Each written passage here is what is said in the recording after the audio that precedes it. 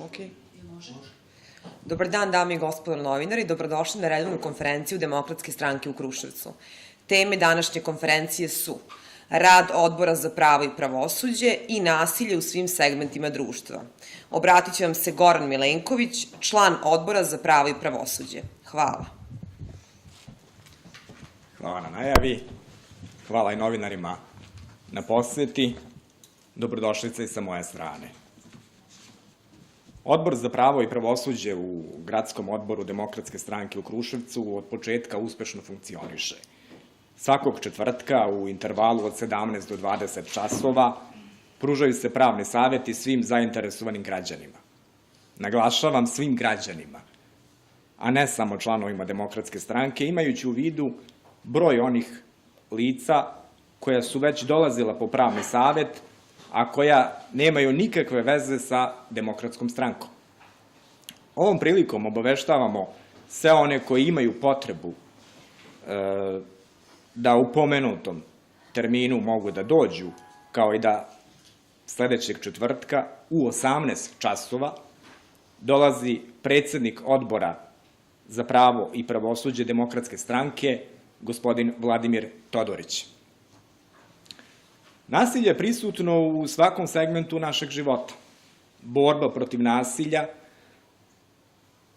je jedno od ključnih pitanja demokratije, osnovnih sloboda građanki i građana, pitanje vladavine prava, bezbednosti i sigurnosti duboko je ukorenjeno u osnovne vrednosti Demokratske stranke. Demokratska stranka sumnja da se u poslednjih godinu dana nasilje prećutkuje. Postoji sumnja da su omladinci iz Demokratske stranke iz Temerina, Danilo Bobić i Ines Stravica, nestali dok su u mestu Zmajevo delili letke Demokratske stranke. Oni su ovo prijavili policiji, Danilo je na fotografijama koje je našao na društvenim mrežama prepoznao osumnjičene, a stranka je informisala policiju i o identitetu jednog od osumnjičenih. Ni Demokratska stranka, ni Danilo Bobić još uvek nemaju informacije da li se istražuje njihov nestanak. Zatim, pod kojim okolnostima se sve ovo dogodilo i da li je obavljen razgovor sa osumnjičenima. Demokratska stranka sumnja da se već 15 meseci vodi kampanja koja ima za cilj da prikaže Demokratsku stranku i njene članove kao kriminalce, a scenario je pretežno isti. Hapšenje se najavljuju mesecima u tabloidima, kao i saslušavanja i privođenja. Međutim, kada nekog od njih puste na slobodu, onda se to ne objavljuje.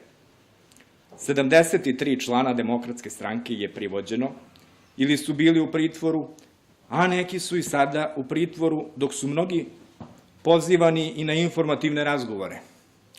Osumnjičeni su za krivično delo zloupotreba službenog položaja u većini slučajeva, a koje je ukinuto u razvijenim državama jer daje izvršnoj vlasti mogućnosti za zloupotrebe.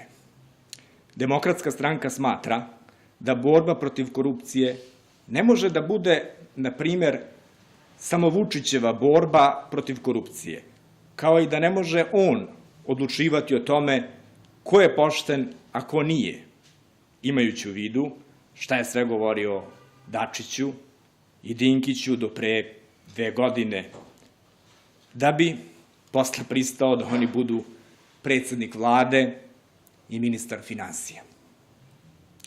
Zbog toga Demokratska stranka smatra da to treba da rade isključivo nadležne institucije, a nikako bilo koji pojedinac, da za svakoga, ukoliko sud, da za svakoga treba da važe ista pravila i da ista pretpostavka nevinosti bude prisutna kod svih lica ukoliko sud ne dokaže da je neko kriv.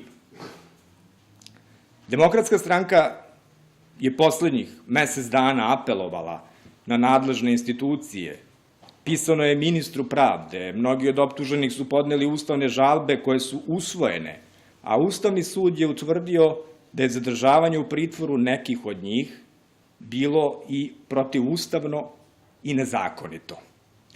Stoga, Demokratska stranka je mišljenja da je bezbednosna situacija u Srbiji lošija nego pre godinu dana.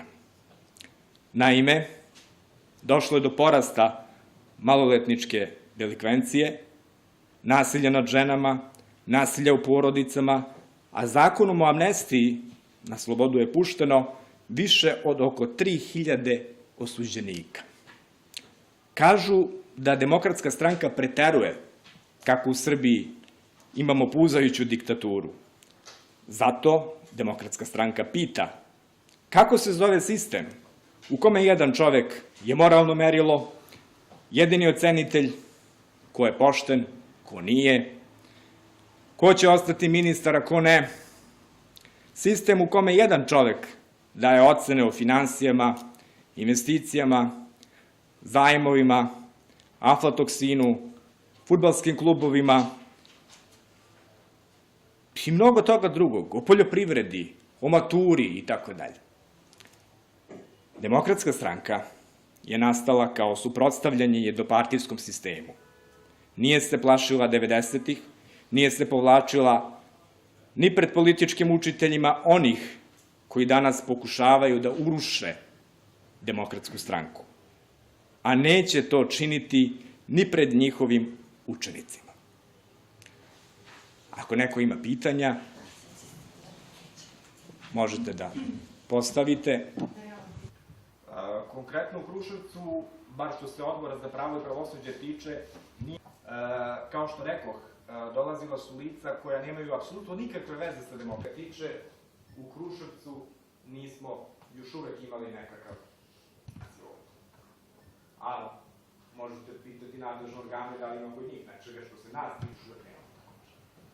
Da li je bilo promena na čelu predsjednika gradskog odbora? Stranačkim izborima i on je predsjednik gradskog odbora Demokratske stranke. Znači još uvek. Niko nije informisao da postoje nekakve izmene u pogledu rukovodstva Demokratske stranke. Znači, samo obratite s I to je najpozvanije. Odbor za pravo i pravosuđe nema veze sa takvim pitanjima. Ako imate nekakva saznanja koje ja nemam, ne mogu ništa da utičem. Znači, nema nikakvih promena u rukovodstvu stranke. Najkraće rečeno. Znači šta, ja ne mogu da dajem, ako potvrđuje, on je Da Tasić je predsjednik gradskog odbora i čvrsto je u toj funkciji, možda su neke insinuacije gradske, ali ikad u borbi za bolji život naših građana Kruševca i nastavit ćemo jedinstveno da se borimo